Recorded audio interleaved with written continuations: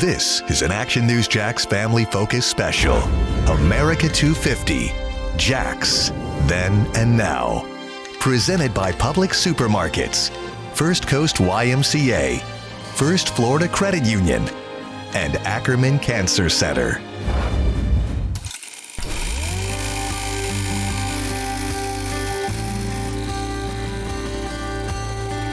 It flowed from a river. This is Jacksonville, sprawling giant of the St. Johns.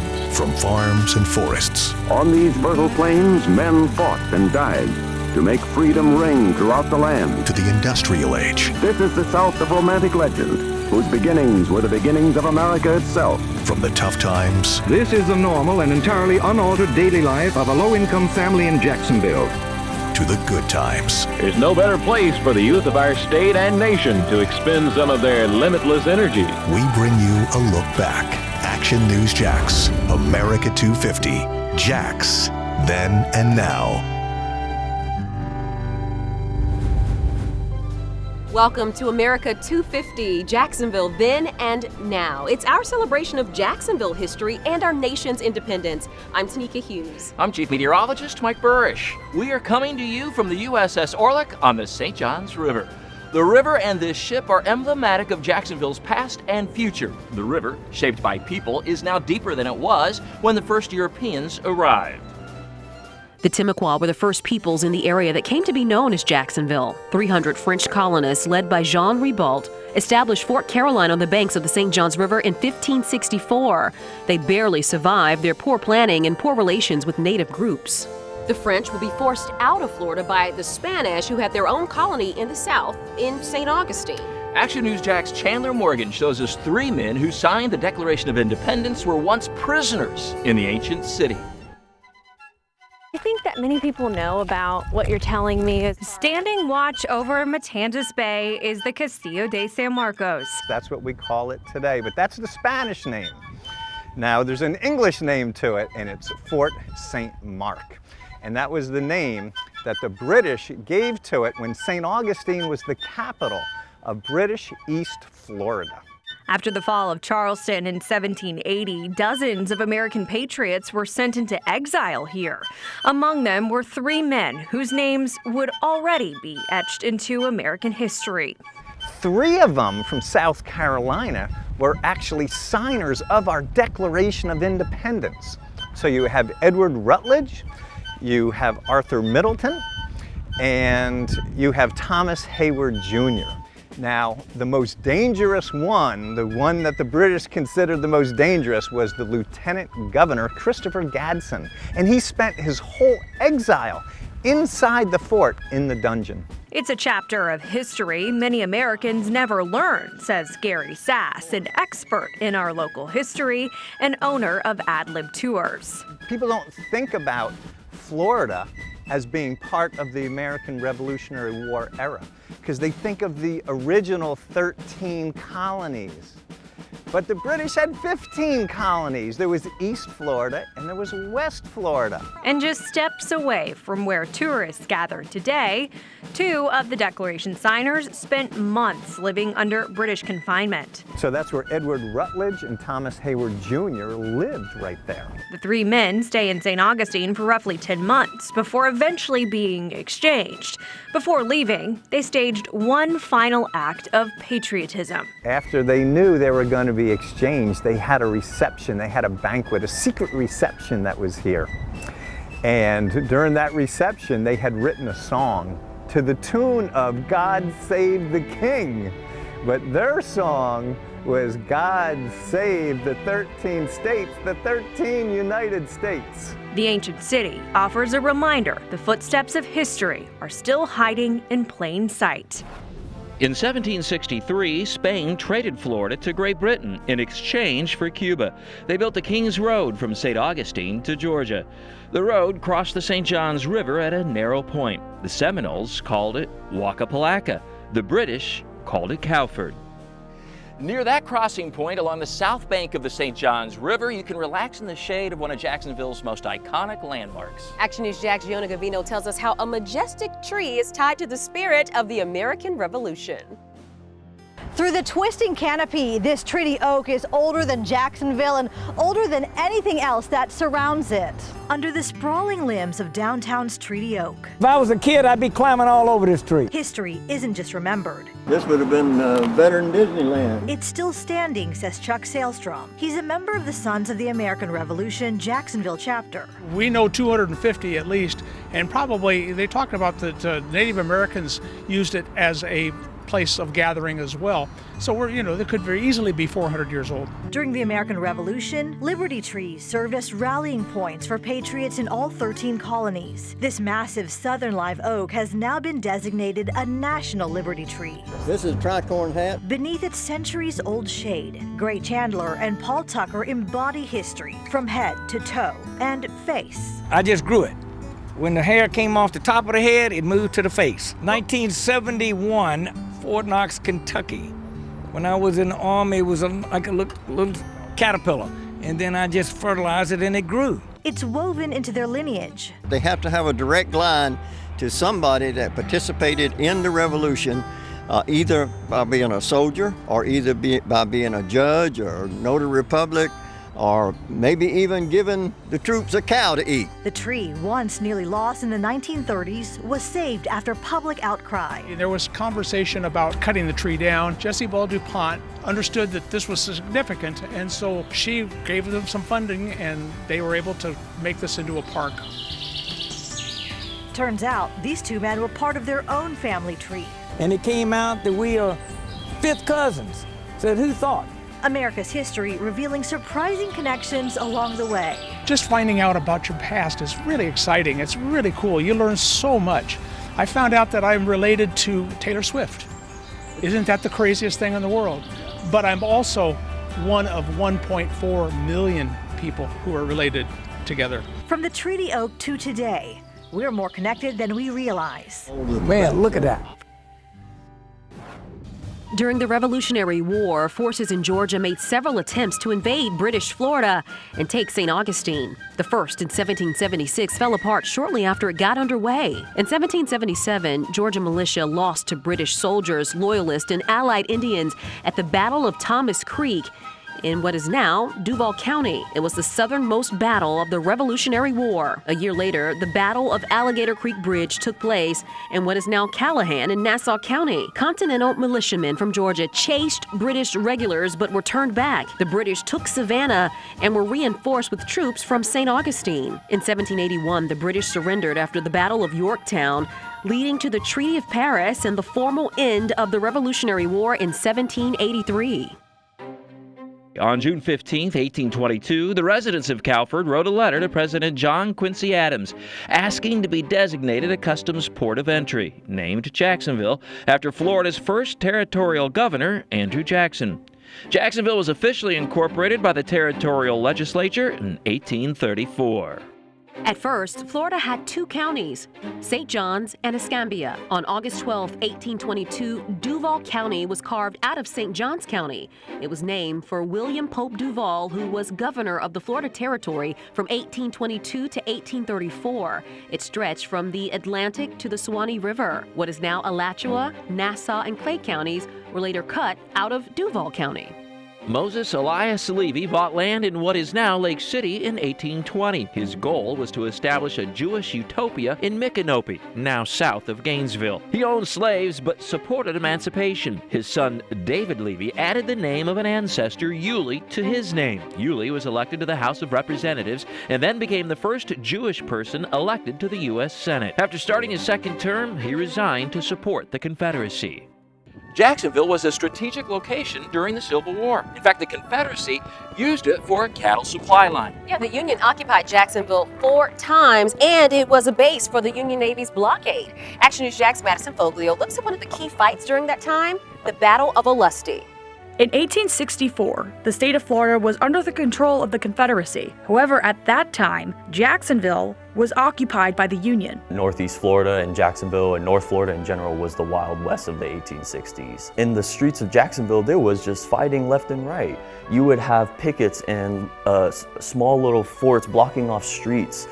where you would have Union troops shooting at Confederate troops just right across the street from each other. That same year, Union Brigadier General Truman Seymour ordered his troops to head west from Jacksonville to weaken the Confederates' assets. He starts sabotaging the railroads, starts getting into small little skirmishes with cavalry units. All the while, the Confederacy are bringing in reinforcements from South Carolina and Georgia. During this time, the Confederacy was dealing with the aftermath of losing the Battle of Gettysburg in Pennsylvania just a few months earlier. That battle was considered to be a turning point for the Union. So the Confederacy is really trying to maintain their foothold.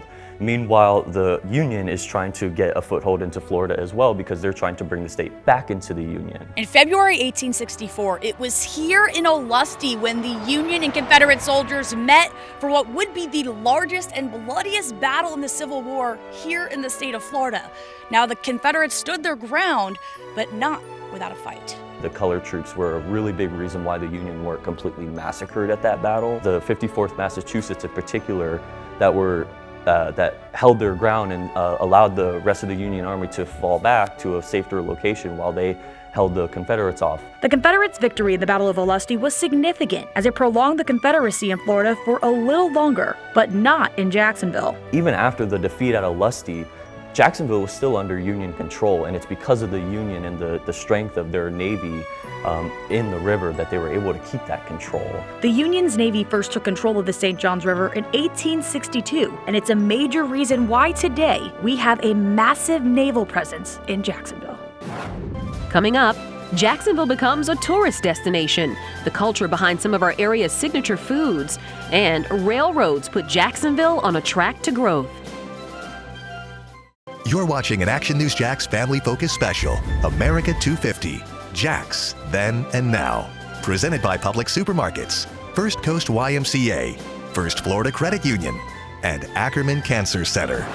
Just 12 years after the Civil War, Jacksonville was growing again. As it always has been, the St. Johns River was Jacksonville's reason for being, its focal point. Schooners carrying away lumber, naval stores and cotton, and steamboats bringing in settlers, tourists, and health seekers kept the river busy. There were new resorts at Pablo Beach, Mayport, and Port George Island, and there was growth from Arlington to Green Cove Springs. 4 small banks were enough to make Jacksonville Florida's financial capital. Jacksonville had a dozen hotels as fashionable as any in the north, drawing tourists. With a metropolitan population close to 10,000, Jacksonville had no water mains, no sewers. Then yellow fever hit most of Florida in 1868 and again in 1888. Fires and explosions were deliberately set on Bay Street to destroy the fever germs. Thousands of people fled to the suburbs, and Jacksonville's reputation was damaged. The story of America's history is also a story about Black history, and that includes the undeniable impact of the Gullah Geechee people, who have a rich legacy across our region. From the flavorful dishes we enjoy to the winding marshes that define our coastline, the influence of the Gullah Geechee people is everywhere. The Gullah Geechee are descendants of West and Central Africans enslaved on coastal plantations from the Carolinas to Florida. They were sought out by their captors for their knowledge of rice farming, navigating tidal waterways, and surviving subtropical climates, which sustained the plantation economy. We were the labor that built much of what this country has become. So without the Gullah Geechee community, there is no America. Urban planner and historian Ennis Davis is a 6th-generation descendant and recently co-authored this book on Jacksonville's Gullah Geechee heritage. Davis says the Gullah Geechee settled in neighborhoods all around Jacksonville, including Brooklyn, out east, and here in La Villa. But their influence has reached well beyond our city's borders. Popular cuisine like shrimp and grits and one-pot meals like seafood boils are tied to Gullah Geechee culture. And music. The first documented live performance of the blues in this country actually took place on Ashley Street at the Collier Dome in 1910. So not New Orleans, not St. Louis, not Chicago, not any of these places, right here in La Villa. La Villa was also home to brothers James Weldon and John Rosamond Johnson, who wrote and composed Lift Every Voice and Sing. The hymn became a rallying cry inspiring Black families to head north and west to escape racism and oppression in the Jim Crow South in the first half of the 20th century. But without that great migration, there is no Harlem. You know, there is no Bronzeville in Chicago. There's no Black Bottom in Detroit. There's no South Central in LA without that coming to play. So A movement here in 1916 literally changed the demographics of how we view the U.S. Today. Lift Every Voice and Sing Park is a tribute to the Johnson brothers and La Villa's history. Gullah Geechee descendant Carla Michelle Jones is the park's creative manager. Hi, I'm Carla Michelle. And also shares Black history stories on social media. It's part of our culture to pass down the stories orally. So we haven't historically had a written word. It's just kind of something where you sit at your grandparents' feet like I did. And so that is what started me sharing my stories on social media about Jacksonville. Jones and Davis say Gullah Geechee heritage continues to shape America's story, and they hope it's shared for generations to come. Retaining that culture from Africa through enslavement. So that is powerful. So the way I internalize it and embrace it is that if they could do that then imagine what I can do now. On May 3rd, 1901, the Great Fire of Jacksonville devastated the city, and it set it on a new course for the 20th century. 146 city blocks burned 2,367 buildings and displaced almost 10,000 people. What was built after the fire laid the blueprint for Jacksonville's current downtown. Out of the Great Fire, Jacksonville was once again poised to grow. Action News Jax Kajasia Hawkins shows us how shipping and then trains brought people and businesses to Jacksonville and all of Florida. Jacksonville is positioned perfectly to be able to distribute cargo and products throughout the United States easier and faster. Jacksonville has shaped itself into a commercial transportation powerhouse since its earliest days. Even before our famous 7 bridges, before trucks traveled down 95 to Buc-ee's, even before the city became a major port for the country's paper goods. Jacksonville's leadership in transportation started with just a simple way to cross the St. Johns River. And in many ways, 250 years later, our area is still a major hub for how Americans and their products get from point A to point B. A crossroads of 95 and I-10, home to the International Port of Jacksonville and the headquarters of a powerful railway network. But Jacksonville is a very important part of the nation's freight railways. And our railways play a huge role in Jacksonville's and America's history, transporting many of the goods people use every day, from shoes to even the automobiles we drive. And while CSX was formed in 1980 and headquartered here in Jacksonville in 2003, its roots in Northeast Florida go back decades, all the way back to Henry Flagler's railroad empire, according to Craig Camuso, a regional VP at CSX. What also makes it very important is our work with the ports. Jacksport, the Savannah Port are 2 very big entities that are moving goods and commerce throughout the world. And CSX is proud to be a partner with both of them. And both rail and port experts say the 2 forms of transportation work in tandem to support our bustling economy. And so you've seen the railroad industry grow and develop to where we've got the huge yards out by Beaver Street, and there's already talk about expanding passenger rail to come into Jacksonville. According to Jacksport's historian and former Propeller Club president Lindsey Brock, it remains one of the region's biggest economic engines. A reminder that Jacksonville's connection to transportation started strong and has a future as bright as headlights. I see Jacksport expanding, and you're going to see more trade in Jacksonville, more things, more warehouses, again, which means more jobs. So I think the future for Jacksport is only bright as can be. Before there was Hollywood, there was Jacksonville, a warm place where the early film studios could work.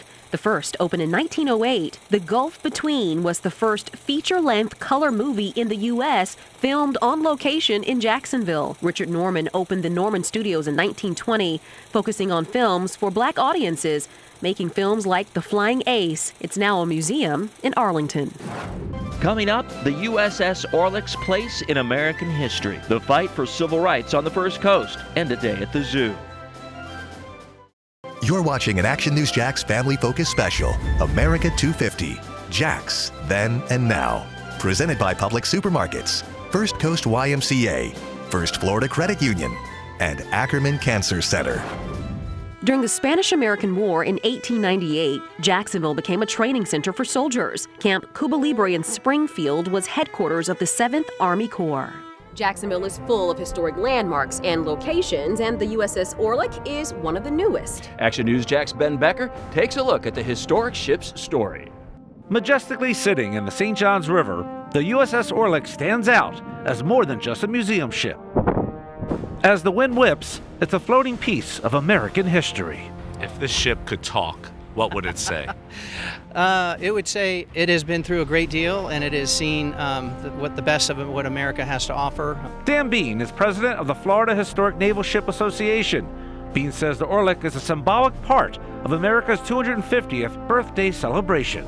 The destroyer served in the U.S. Navy from 1945 to 1982, including the Korean and Vietnam Wars, earning 18 battle stars and becoming one of the most decorated ships of its kind. Well, it's just illustrative of the history of the country. You know, through the 80 years, the Korea conflict, the Vietnam conflict, went to Turkey, participated in the Desert Storm activity. So 80 years of that history of 250, she has been there. Since arriving in Jacksonville 4 years ago, the Orlick has been restored, upgraded, and retrofitted to become a tourist attraction and educational tool on the North Bank. We have over 1,000 volunteers hours a month. We can't do it without people like that. And I think, you know, when people want to complain about the lack of development of downtown, well, you have something you can do to help it. And just come down here and help us build this. Inside the ship, visitors can explore cramped sleeping quarters. These are beds. Racks. That's what we call them. Plus engine rooms and the bridge where sailors once navigated through combat zones. For many veterans like Pat Stroud, it's personal. Well, I spent 30 years of my life on these type of ships, so it's, you know, you walk aboard, it's like being 18 again, and you think you can do everything you did back then, but now you're 80 and you realize you can't. Over the past 3 years, the state has kept the Orlick afloat, putting up $2.25 million for the Orlick, and recently the House and Senate agreed to put up another $782,000 in this year's budget, potentially bringing the 4-year total state investment to more than $3 million. As for Bean, he says as the country celebrates 250 years of independence, remembering the Orlick's history matters more now than ever before. And I think she's like, hey, I'm a tough SOB. I'm here to be observed. I'm here to be respected, and I'm not going anywhere. The numbers here at the end of Orlick's Pier stand for every aircraft carrier that's ever called Naval Station Mayport home. The USS Essex was the first of 7. The USS John F. Kennedy was the last in 2007. Coming up, the Roaring 20s come to a crashing end, and world wars left their mark on Jacksonville, and how weather shaped local history and how we live. You're watching an Action News Jax family focus special, America 250. Jax, Then and Now. Presented by Public Supermarkets, First Coast YMCA, First Florida Credit Union, and Ackerman Cancer Center. Jacksonville, Florida, for example, is an average American city. America's Roaring 20s came to an end with the Wall Street crash in 1929 and the Great Depression. More than 7,000 of this city's families are compelled to live in unfit homes and neighborhoods. This film, made by the U.S. Housing Authority, explained the effort to get people out of a Jacksonville slum. This family got moved into a new home in Brentwood. A happy day it is for every family that can escape from the misery of a slum home and environment.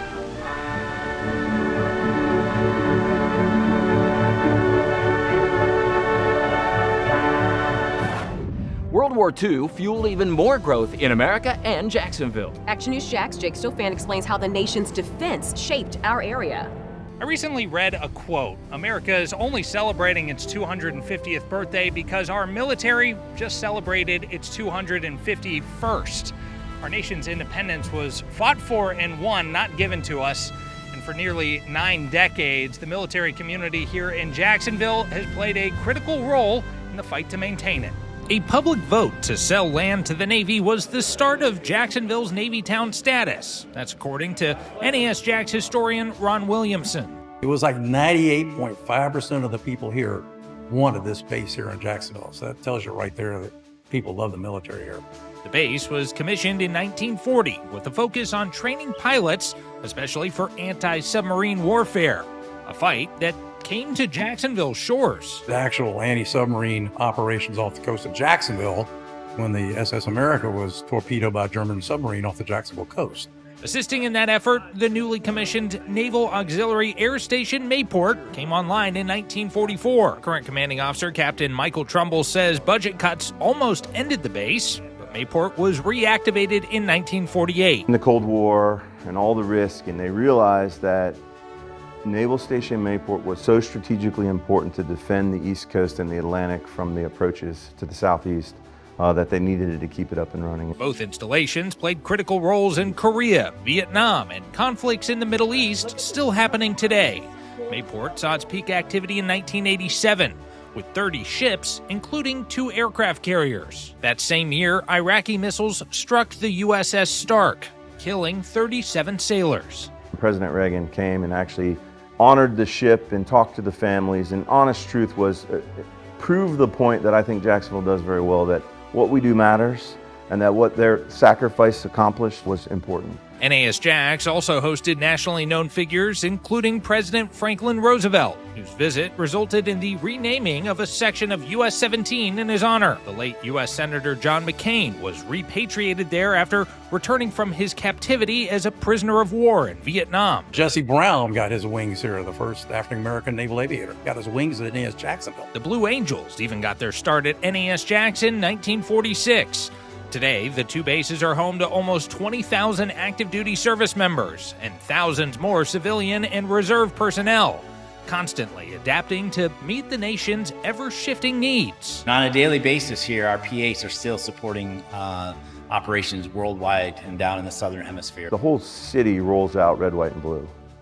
I hope that they realize that the work that's happening here is truly causing deterrence around the world for bad things coming to our shores. It's a mission supported by those at home here in Jacksonville and those carrying out operations abroad. The flames of Desert Storm. In 1991, the first casualty of Operation Desert Storm in Iraq was a pilot who grew up in Jacksonville. Captain Scott Spiker was shot down the first night of the U.S. invasion. His remains were not found until August of 2009. The first American casualty of the Gulf War was found buried in the desert west of Baghdad, near the wreckage of his F-18 Hornet. The nation watched as his remains were returned to Naval Air Station Jacksonville. In May 1964, Dr. Martin Luther King Jr. came to St. Augustine to support civil rights protests, including wade-ins, where the Florida Highway Patrol had to keep the peace. We are not seeking to wreck St. Augustine, as some have mistakenly believed. King was arrested on June 11th, leading protesters to go into the pool at the Monson Motor Lodge, where the manager poured acid into the pool. Days later, the Civil Rights Act of 1964 became law. The Jacksonville Zoo, finest in the Southland. This promotional film from 1963 paints a brighter picture of Jacksonville, showing a day at the zoo. Long John has a way of inviting you in so he can beg away your goodies. Where the only trouble is a mooching giraffe. People and places obviously shape history, but one of the most powerful forces that shaped America and Jacksonville is my specialty, the weather. When it comes to 250 years of weather, what better place to start than with our founding fathers? Thomas Jefferson, the so-called author of the Declaration of Independence and third president of the United States, considered weather one of his most important hobbies, taking weather observations every day in the early morning and late afternoon. He wanted to prove to Europeans that the weather was sunny and mild in the new land. Even better known for his interest in weather was Benjamin Franklin, and of course his kite and lightning experiment in 1752, proving that lightning is electricity. Franklin also determined weather had a tendency to move from west to east, and Franklin was the first to map the Gulf Stream off the U.S. East Coast. Closer to home, the tropics have certainly left their mark. In 1898, the strongest hurricane to ever hit Georgia made landfall just north of Jacksonville at Cumberland Island on October 2nd. Nearly 200 people were killed. A local record 16-foot storm surge inundated Brunswick, and Fernandina Beach was heavily damaged. An even more infamous hurricane was Dora in 1964. The Category 2 storm roared ashore September 10th just north of St. Augustine. It was a week to remember for the local area, with President Lyndon B. Johnson visiting to declare a national disaster area, and the Beatles playing in Jacksonville despite widespread power outages. In 1992, Category 5 Andrew, well, not a local hurricane, ravaged far South Florida, stripping some homes to their foundation. It was this storm that resulted in much stricter building codes for the state of Florida that have proven to be very effective since the codes were implemented in 2002. These codes were first widely tested just 2 years later when 4 hurricanes, Charlie, Francis, Jean, and Ivan, all had major impacts on Florida over just a 6-week period. In 2017, Hurricane Irma first hit the Keys, then moved up the west coast of Florida, helping to cause the most severe flood in downtown Jacksonville since 1849. The storm also shut down a river ferry in Putnam County that had been running in one form or another since the 1700s. Nothing in history has knocked this place out. Not the Great Depression, not the Civil War, not the Seminole Indian Wars were fought right over here in 1835. None of that has destroyed it except for one storm. But Florida has also been susceptible to other kinds of weather disasters, even snow. The Great Snow and Ice Storm of 1989 crippled northeast Florida and southeast Georgia, resulting in the only Jacksonville white Christmas on record. Severe cold spells destroyed orange groves that once produced lots of citrus as far north as Jacksonville in the 19th century. Back-to-back hard freezes in 1894 and 1895 caused farmers to abandon citrus farming. Then there's a wildfire history. One of the most severe wildfire seasons in 1998 shut down parts of Interstate 95 in Flagler County as wildfires continued well into the summer. And much more recently, the Brantley County, Georgia Highway 82 wildfire destroyed more than 100 homes in April of this year. Jacksonville, the cultural and economic gateway to Florida, can also be a weather smorgasbord. Beating the Florida heat is a historic concern. It led to the cracker-style homes like this one from the 1870s in Crescent City, Putnam County. Breeze passed through tall, narrow windows and porches provided shade. High ceilings let the hot air rise. Dr. John Gorey, a physician in Apalachicola, is considered the father of air conditioning. The museum in his memory features the ice-making machine he invented for homes, aiming to prevent diseases like malaria. Willis Carrier invented the modern air conditioner in 1902, contributing to Florida's 20th century growth. Coming up, from jazz to southern rock to rap, Jacksonville leaves its musical mark. Hammer and Hank takes the field, and Jacksonville blasts off. And lift off. You're watching an Action News Jax family focus special, America 250, Jax, Then and Now. Presented by Public Supermarkets, First Coast YMCA, First Florida Credit Union, and Ackerman Cancer Center. When people think of great music cities, Nashville, Memphis, and New Orleans come to mind. Well, Action News Jax Phil Amato shows us that Jacksonville's been shaping America's music for more than a century. The plaques in Jacksonville's new Riverfront Music Garden honor some of the biggest names in music. Ritz Theater archivist Mitch Heeman says they tell a story much larger than most people realize. People are starting to finally come together and understand that it's important and worth talking about. Following emancipation, the La Villa neighborhood became one of the South's most important centers of black culture, entertainment, and music. That's really where the history really starts to take hold. By the early 1900s, Jacksonville was a major stop for black entertainers, traveling what would later become known as the Chitlin Circuit. Louis Armstrong, Duke Ellington, James Brown all performed here. Just a few blocks from the Ritz Theater, brothers James Weldon Johnson and J. Rosamond Johnson wrote Lift Every Voice and Sing in 1900. This is a major musical milestone that Jacksonville can claim. Lift every voice. More than a century later, it's still performed across the country and is known as the Black National Anthem. Then came a young blind musician who arrived in Jacksonville at just 15 years old. This is where he got started. This is where he found his voice as a teenager. Ray Charles lived in La Villa, performed in local clubs, and learned from musicians who helped shape his future. He didn't even sing the way he sang later. Like, he didn't know how to sing. He was copying Nat King Cole. He was copying people. And it was here in La Villa that he got taken under many wings and really came into his own. By the time Ray Charles left Jacksonville, the city had already shaped American music for decades.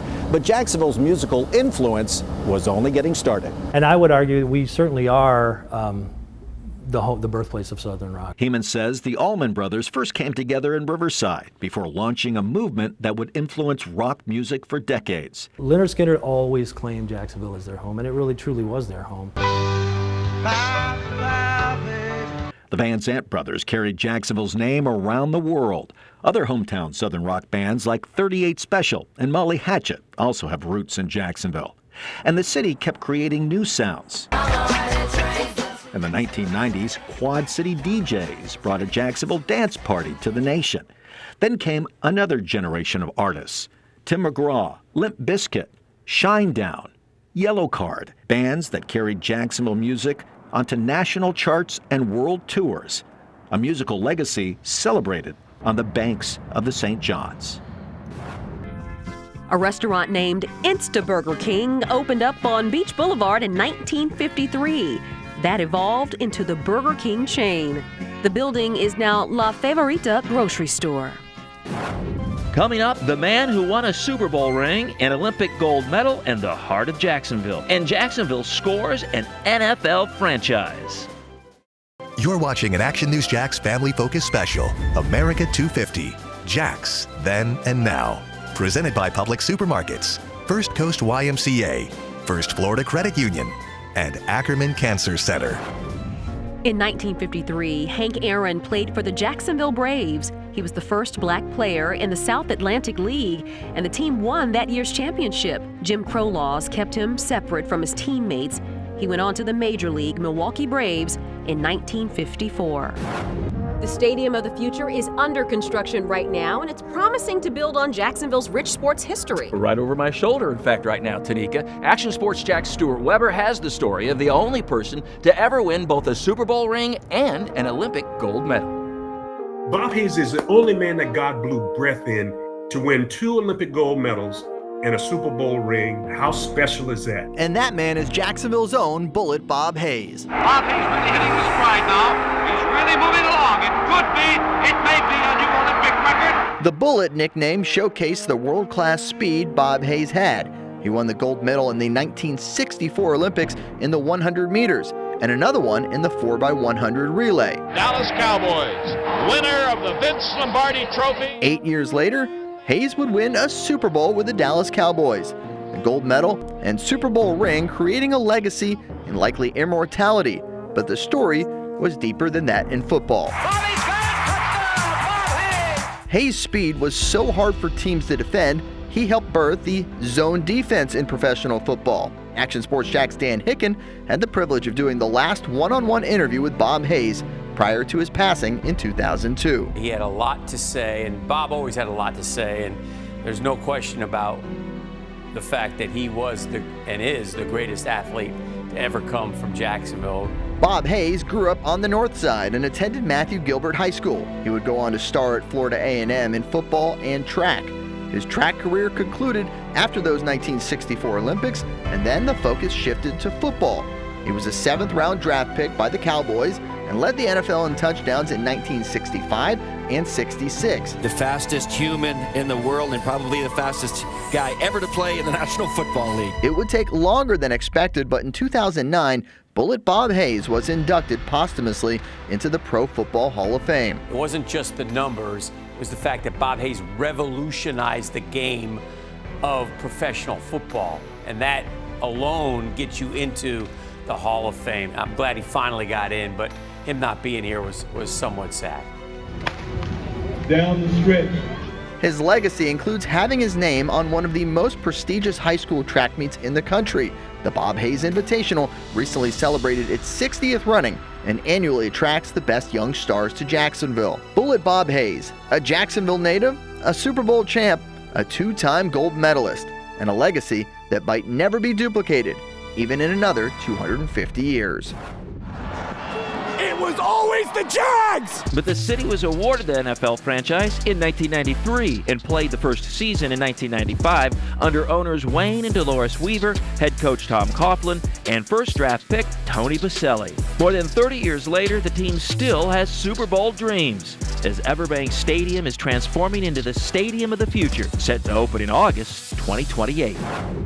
Coming up, a look at part of our TV station's history as Jacksonville launches into outer space. You're watching an Action News Jax family focus special, America 250, Jax, Then and Now. Presented by Public Supermarkets, First Coast YMCA, First Florida Credit Union, and Ackerman Cancer Center. Channel 30, WAWS, Jacksonville.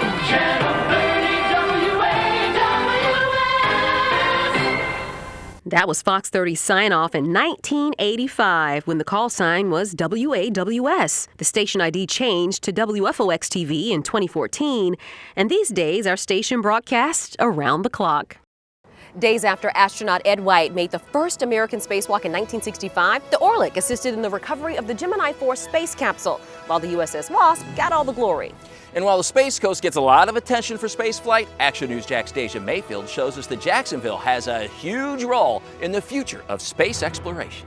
3, 2, 1, booster ignition, and liftoff.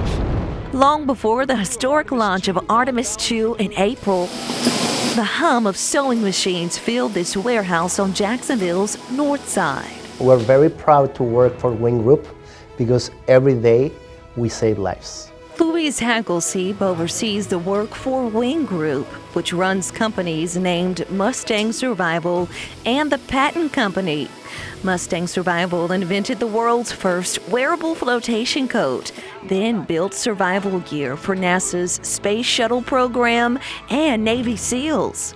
The Patton Company was founded by Robert Patton Jr.'s grandfather, and the manufacturer has been involved in every NASA mission since Mercury. In 1944, Patton designed inflatable decoys to trick Nazi Germany on D-Day. That same year, Patton's single-seat inflatable saved a 20-year-old George H.W. Bush. After his plane was shot down, he waited for hours to be rescued on Patton's yellow raft. Decades later, Patton's inflatable life rafts were aboard the Orion capsule, serving as life-saving equipment in the case that the crew would have to eject the module, while Mustang provided these flotation devices, or PFDs, for the astronauts and recovery crew. I know my family members watching it at the same time too, and knowing that I was integral, a part of building the raft itself. Gavin James is moving to the beat of his own drum, playing the snare for the Jags drum line when he's not working at the Kennedy Space Center. I am currently a senior test and integration engineer for the Orion crew service module. I was a drummer first, more than anything. The East Texas native has been a lifelong musician before pivoting to a career in aviation at Embry-Riddle University. He landed a spot on the Jags D-line before finding his way into designing spacesuits. By the time he finished college, James was a double major in commercial space operations and physics. Around the turn of 2025, I had gotten word that they needed people for the Orion and Artemis program. Next thing I knew, I was living back in Florida at Kennedy Space Center, and I worked on the Artemis II electrical closeouts of the vehicle. From a Jacksonville warehouse to Kennedy Space Center, local hands are taking America back to the moon. Thank you for joining us for our look back at more than 250 years of local history. There's so much we could not include, so be sure to visit the many historical sites, museums, historical societies, and libraries to learn more about our past. And join us for our newscast, where we can tell you all about the events that will become our shared history. For all of us at Action News Jax, thank you for watching.